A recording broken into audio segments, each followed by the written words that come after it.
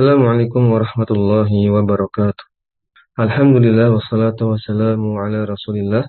La haula wala quwwata illa billah ma ba'du. Pertama-tama kita bersyukur kepada Allah Subhanahu wa taala atas limpahan nikmat yang Allah berikan kepada kita semua. Kemudian salawat dan salam semoga senantiasa tercurah limpahkan kepada Nabi kita Muhammad sallallahu alaihi wasallam, juga kepada keluarga beliau, para sahabat dan umatnya hingga akhir zaman.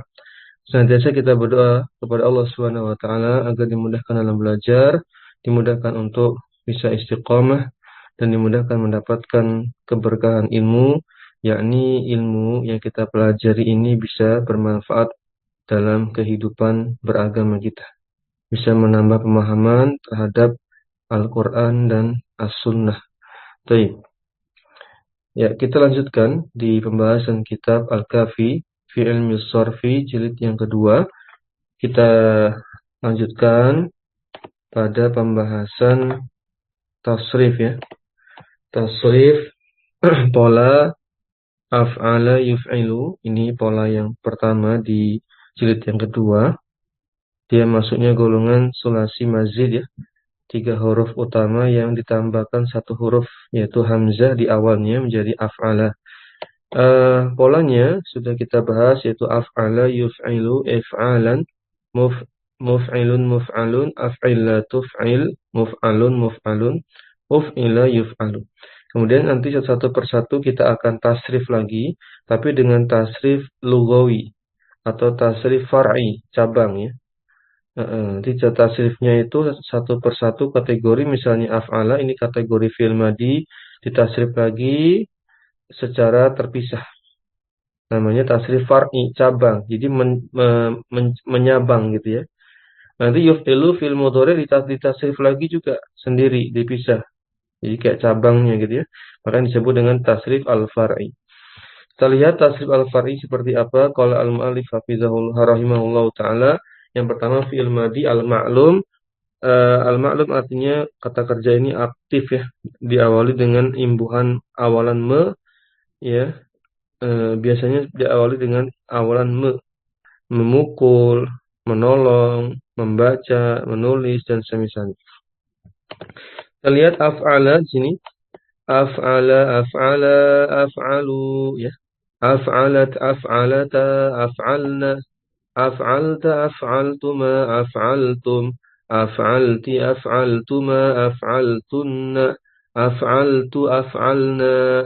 Nah, inilah namanya tasrif far'i. Jadi tasrif yang asli, tasrif yang asli ini ya berdasarkan kategori jenis lafadznya masing-masing. Af'ala fi'il madhi jenisnya atau kategorinya, yuf'ilu jenis fi'il mudhari, if'alan masdar, muf'ilun isim fa'il, muf'alun isim maf'ul, af'il fi'il amr, latuf'il la nahi, muf'alun dan muf'alun ini kata keterangan waktu dan tempat ya, zorof zaman, zorof makan atau isim makan, isim zaman. Uf'ila ini kata kerja madhi, fi'il madhi yang majhul pasif. Yuf'alu fi'il mudhari yang majhul atau pasif. Nah, masing-masing kategori ini ditasrif lagi, berarti menyabang. Nah, itulah yang disebut dengan tasrif far'i. Dimulai dari fi'il madhi tadi sudah Anda bacakan. Tadi ya, polanya semisal ini. Af'ala, af'ala, af'alu. Diikuti. Af'ala, af'ala, af'alu. Af'alat, af'alata, af'alna. Af'alat, af'alata, af'alna. Af'alta, af'altuma, af'altum. Af'alti, af'altuma, af'altunna. Af'altu, af'alna. Af'altu, af'alna. Baik ya, ini pola yang fi'il madhi yang ma'lum, yang aktif ya. Fi'il mudhari'nya yang aktif juga ma'lum ya. Yuf'ilu, yuf'ilani, yuf'iluna. Tuf'ilu, tuf'ilani, yuf'ilna. Tuf'ilu, tuf'ilani, tuf'iluna. Tuf'ilina, tuf'ilani, tuf'ilna. Uf'ilu, nuf'il. Baik ya, ini gambaran juga untuk yang fi'il mudhari'. Lebih kurang sama seperti kita mentasrif fiil-fiil yang sulasi mujarrad yang 6 pola itu ya. Yang fa'ala yaf'ulu, fa'ala yaf'ilu, fa'ala yaf'alu dan seterusnya hingga 6 pola sama, lebih kurang sama. Coba bedanya ini polanya berbeda. Baik. Ya, kita coba lanjutkan.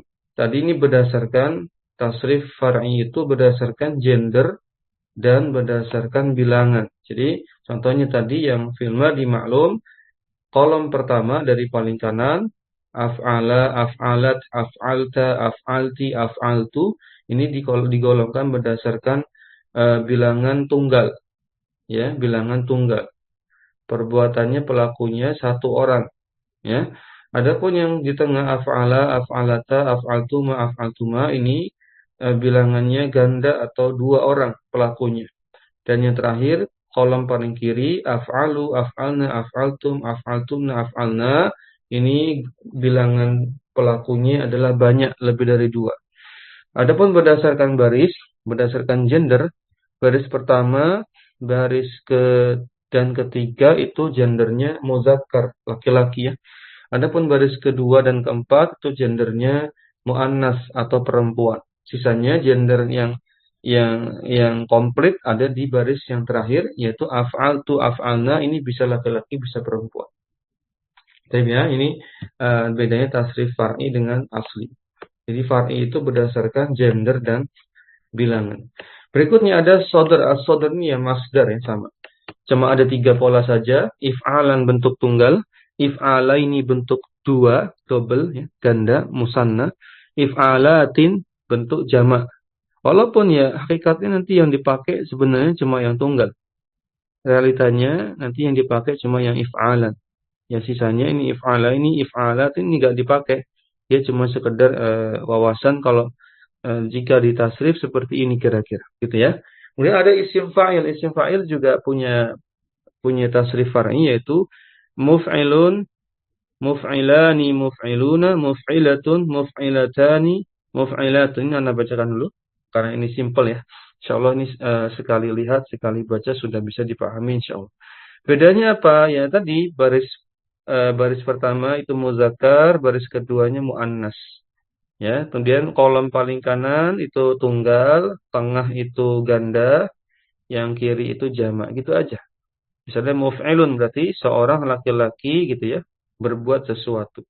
Seseorang laki-laki yang, jangan lupa ada terjemahan yang, karena isim fa'il itu mengandung sifat ya.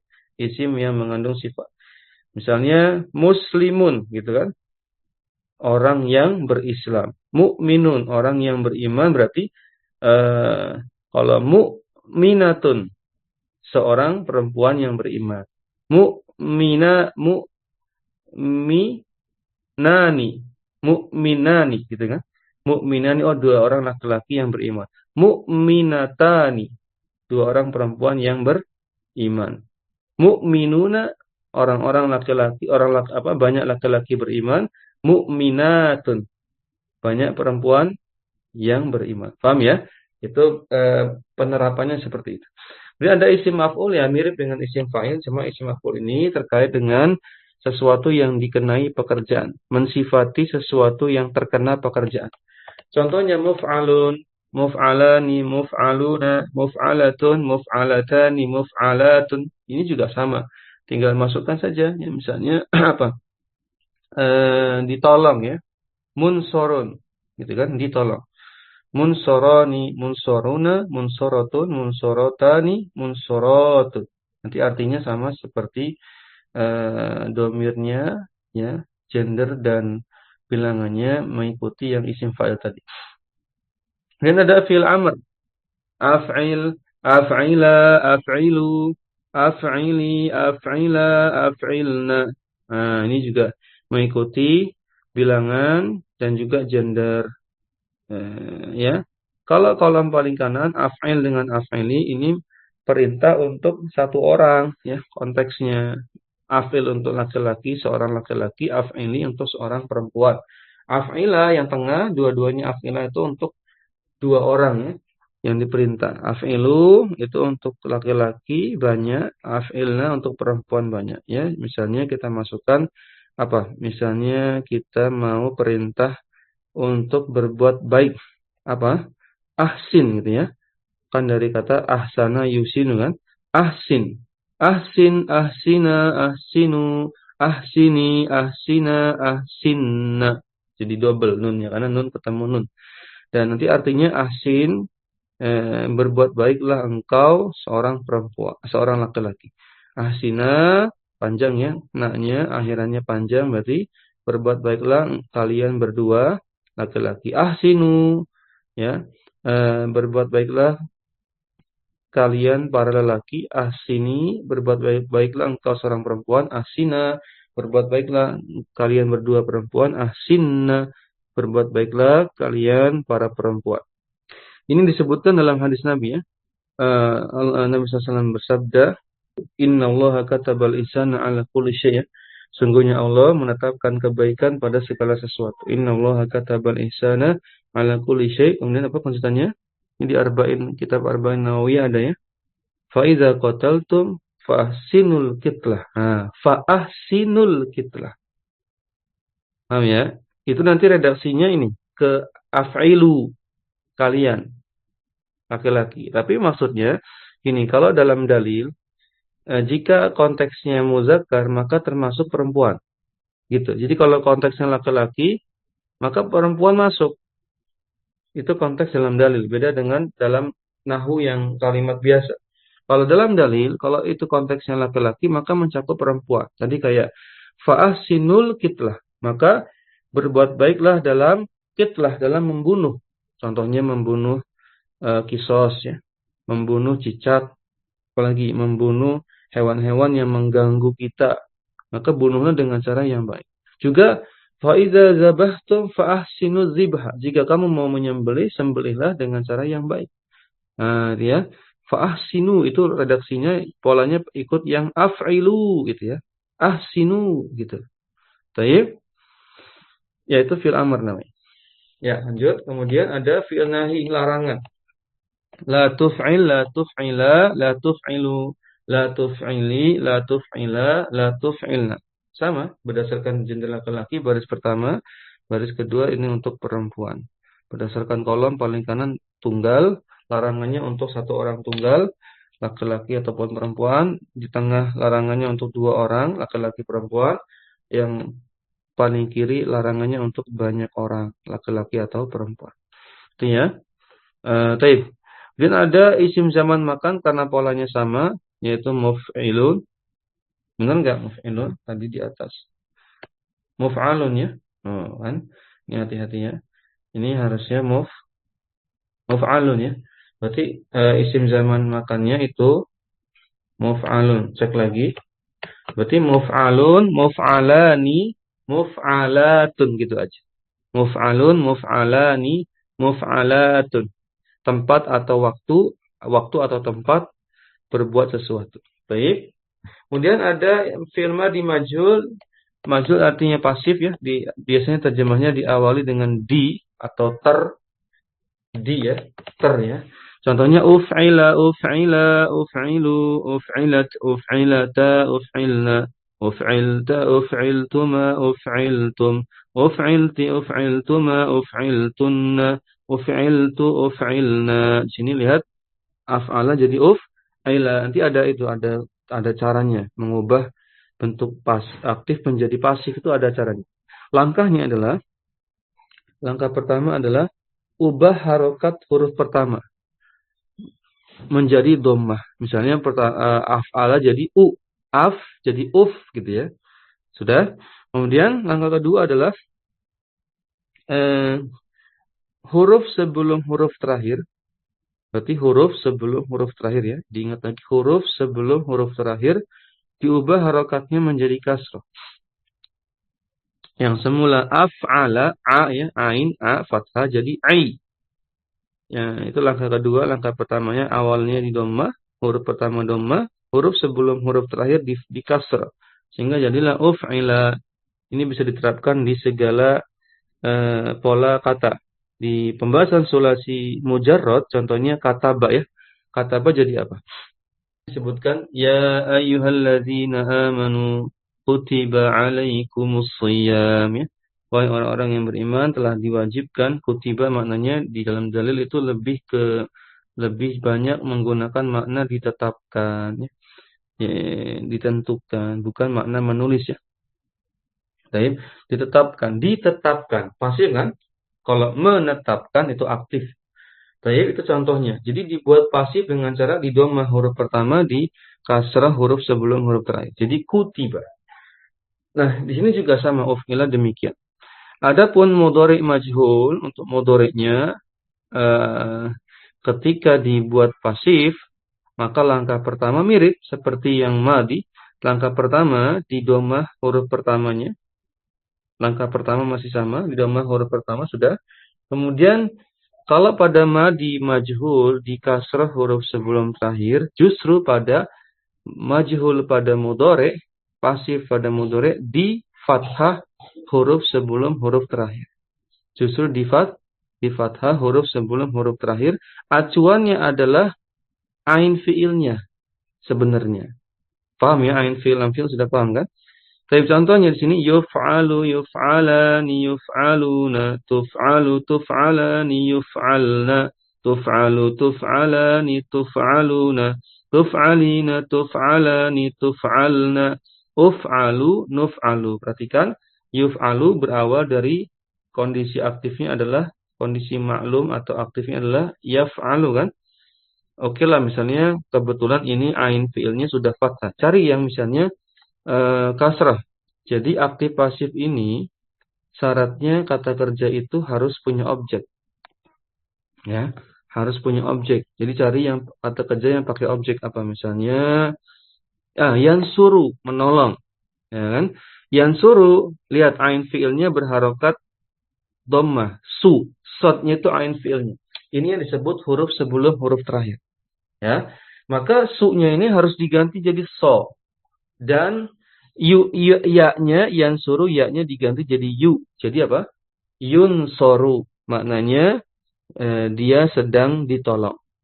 Gitu ya. Jadi berubah jadi pasif. Caranya tadi apa?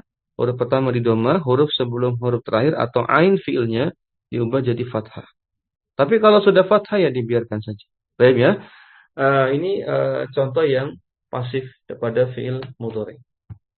Selesai. Adapun berikutnya adalah fawaid. Faedah itu artinya gini. Pola ini, setiap pola nanti punya kecondongan pada faedah tertentu. Ada yang sama dengan faedah-faedah pada pola yang lain, ada yang berbeda. Nah, untuk pola yang anggaplah ini pola ketujuh gitu ya. Karena pola 1 sampai 6 kan sudah di pembahasan jilid yang pertama kan. Yang fa'ala yaf'ulu, fa'ala yaf'ilu, fa'ala yaf'alu, sampai fa'ula yaf'ulu, itu sudah semua. Ini masuk pola, anggaplah pola ketujuh gitu. Af'ala. Dia fungsi atau faedah pertama adalah li ta'diyati ghalibat. Memberikan makna ta'diyah itu apa? Ta'diyah itu lihat definisinya. Idza kana aslul fi'li laziman shara muta'addiyan li wahidin. Maksudnya ta'diyah itu bahasa mudahnya menjadi punya objek. Semula nggak punya objek karena dia kata kerja yang namanya lazim. Lazim itu kata kerja yang nggak punya objek. Contohnya apa? Duduk, ya kan? Berdiri, apalagi? Baik, ya kan? Mulia, turun, naik. Itu kan nggak punya objek. Sehingga kalau mau dibuat punya objek, caranya adalah ikuti pola af'alah. Misalnya gini, misalnya apa? Ya, nazala. Nazala artinya apa? Turun kan? Nanti kita lihat contohnya di bawah ada ya. Kita artikan dulu. Idza kana aslul fi'li laziman, jika asal fi'il itu tergolong lazim, tidak punya objek, sara muta'addiyan li wahidin, maka menjadi muta'addi itu punya objek, wa li wahidin yaitu satu objek. Contoh mislu karuma aliyun. Ini karuma fi'il sulasi mujarrad yang sudah dibahas di jilid yang pertama. Nah, karuma ini artinya mulia. Karuma aliyun artinya Ali mulia, gitu singkatnya, Ali mulia. Nah, ini nggak butuh objek. Kalau mau butuh objek, ubahlah polanya dari karuma menjadi akroma. Ikuti pola af'ala. Nanti berubah maknanya. Contohnya, akramtu aliyan. Akramtu ini sudah dalam bentuk tasrif ke domir ana ya. Karena bentuk defaultnya adalah akroma. Ditasrif jadi nanti ketemu akramtu. Itu singkatnya. Akramtu aliyan. Aku memuliakan Ali. Paham ya? Jadi beda. Karuma mulia. Akramtu atau akroma memuliakan. Di bawahnya, contoh di bawahnya juga sama. Ya tadi akram tuh lihat lagi akram tuh alian. Jadi punya objek. Apa itu objeknya? Ali. Baik. Begitu pula contoh kedua nazala al-mataru. Nazala artinya turun. Turun nggak punya objek kan? Al-mataru hujan itu turun. Nggak punya objek. Kalau mau punya objek, ubahlah polanya ke pola af'ala menjadi anzala. Anzalallahul matara. Allah menurunkan hujan. Paham ya? Jadi punya objek, mana objeknya? Al-matar. Ini fungsi yang paling penting ya di pola af'alah. Baik. Ada juga yang punya objek jadi dua. Semula objeknya satu, gara-gara diubah ke pola ini, pola af'alah jadi punya objeknya dua. Itu bisa juga. Kita lihat definisinya. فَإِذَا كَانَ مُتَعَدِّيًا لِوَاحِدٍ صَارَ مُتَعَدِّيًا لِاثْنَيْنِ. Jika fiilnya itu sejak awal sudah punya satu objek, maka menjadi punya dua objek gara-gara mengikuti pola af'ala. Contoh, fahima aliyun ad-darsa. Fahima ini tergolong sulasi mujarad, polanya fa'ila yaf'alu, fahima yafhamu. Ini sudah punya satu objek. Itu terjemahnya memahami kan.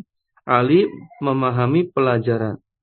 Nah ternyata kalau diubah ke pola afhama, pola af'ala, afhama al-ustazu aliyan ad-darsa. Oh ternyata objeknya bisa dua. Yang pertama Ali, yang kedua ad-darsa yaitu pelajaran. Terjemahnya ustadz itu telah memahamkan Ali tentang pelajaran. Jadi terjemahnya agak panjang ya. Atau boleh redaksinya diubah. Ustadz itu telah memahamkan pelajaran kepada Ali. Bebas ya, yang penting polanya ngikuti SPOK. Jangan diterjemahkan begini. Ustadz itu memahamkan Ali pelajaran. Ini salah. Ya, Ustadz itu memahamkan Ali pelajaran. Ini salah. Karena dalam kaidah bahasa Indonesia tidak ada dua objek. Dalam kaidah bahasa Indonesia tidak ada SPOOK, itu nggak ada. O-nya dua kali gitu tidak ada. Solusinya gimana? Salah satu objek dijadikan keterangan. Paham ya? Mana yang dijadikan keterangan? Ali. Yang lebih enak dijadikan keterangan Ali. Dikasih imbuhan atau awalan kepada. Gitu ya. Ulang ya. Afhama al-ustadzu aliyan ad-darsa. Rumusnya kalau ada dua objek ini, terjemahkan objek pertamanya itu yang ad-darsa dulu. Nanti Ali jadi keterangannya saja. Ya, Ustadz itu memahamkan pelajaran kepada Ali. Kan enak ya? Lebih enak. Daripada Ustadz itu memahamkan Ali pelajaran.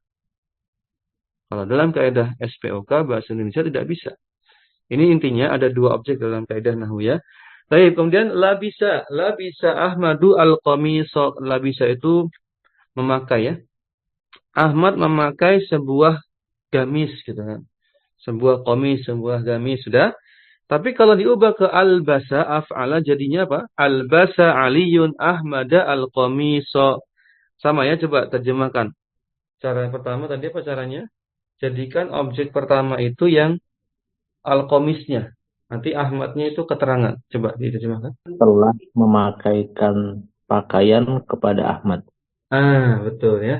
Baik, syukran jazakallah. Nah, juga sebenarnya ada rumusnya.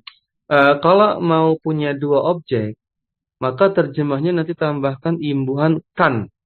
Jadi imbuhan kan itu bisa menambah objek. Semula memakai jadi memakaikan gitu kan. Semula memahami jadi kalau memahami nggak bisa ya. Nggak semua berarti berlaku ya. Tapi kalau memakai bisa memakaikan. Ya. Memahami bisa, memahamkan kan? Bisa aja. Memahami, fahima, afhama, memahamkan. Nah, bisa. Ya, jadi objeknya tadi ada dua, cuma cara nerjemahnya harus hati-hati ya. Jadikan objek keduanya justru jadikan objek pertama dalam kaidah SPOK, nanti K-nya itulah yang objek pertamanya. Paham ya? Seperti tadi terjemahan, Ali memakaikan komis pakaian itu kepada Ahmad. Saya ini lebih enak. Ya, ini fungsi atau faedah pertama. Faedah kedua, lissoiruroh. Apa itu lissoiruroh? Dari kata soro. Soro artinya berubah menjadi. Ada proses perubahan, gampangnya gitu. Ada proses berubah. Berubah dari apa ke apa? Kita lihat contohnya. Mislu asmaro al-bustanu. Asmaro al-bustanu. Lihat asmaro itu kata kerja berpola af'ala. Asmaro artinya berbuah. Al-bustanu artinya kebun atau pepohonan. Kebun itu berbuah. Berarti kan ada proses sebelumnya tidak berbuah, menjadi berbuah. Boleh diterjemahkan kebun itu menjadi berbuah. Paham ya? Baik. Lanjut. Ini ada contoh kedua. Auroko asyajaru. Auroko mengikuti pola af'ala. Auroko. Asyajaru ini sebagai subjeknya, fa'ilnya. Auroko apa artinya auroko? Kalau asmara berbuah, kalau auroko dari kata apa? Warokun apa? Berdaun, Ustaz. Iya, Berdaun. bisa berdaun, bisa ya bertunas dan semisalnya. Jadi pohon itu berubah menjadi berdaun atau pohon itu tumbuh daunnya. Mungkin terjemah yang luas aja ya, yang kita pahami aja. Bisa dipahami dengan terjemahan pohon itu sudah tumbuh daunnya loh. Nah, jadi ada proses berubah. Yang semula tidak ada daun jadi punya daun. Yang semula tidak ada buah jadi punya buah. Maksudnya adalah kalau kita mau nulis kalimat yang konteksnya seperti ini, maka pilihlah pola af'ala. Paham ya? Itu nanti penerapannya dalam kalimat. Baik. Lanjut sedikit lagi. Ini ada berapa faedah? Ada banyak ya. Masya Allah, ada 5 ya. 5 faedah, mungkin kita coba satu lagi. Ya, lil wijdan. Apa maksudnya lil wijdan? Kita lihat contohnya mislu abkhaltuhu. Ai itu maksudnya harfu tafsir ya, huruf untuk menafsirkan kalimat sebelumnya. Diterjemahkan maksudnya gitu. Abkhaltuhu maksudnya adalah wajadtuhu bakhilan. Apa makna bakhilan? Bakhil. Apa? Pelit ya. Pelit. Taib. Abkhala apa abkhala tadi? Abkhala. Sebentar. Ya. Taib. Jadi maknanya adalah wijdan dari kata wajada ya. Menjumpai. Jadi ada makna menyaksikan. Ya, ada makna menyaksikan ya, menjumpai. Abkhaltuhu, aku mendapati, aku menjumpai orang itu pelit. Makanya diterjemahkannya wajadtuhu bakhilan, aku menjumpainya bakhil sebagai orang yang pelit. Baik. Lihat keterangan di bawahnya. Ini contoh kedua ya. Wala tuti' man aghfalna qalbahu an zikrina man wajadna qalbahu ghafila. Wala tuti' man aghfalna qalbahu. Janganlah engkau mengikuti, janganlah engkau taat kepada orang yang aghfalna qalbahu. Orang yang apa? Yang aghfalna qalbahu. Lihat, aghfalna itu polanya af'ala kan? Aghfalna itu kan pola af'ala yang ditasrif ke domir nahnu, betul? Aghfala, nanti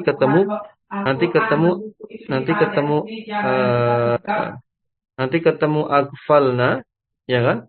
Nanti ketemu aghfalna di domir nahnu sudah. Nah, aghfalna qalbahu ini maknanya adalah Ay man wajadna qalbahu ghafila.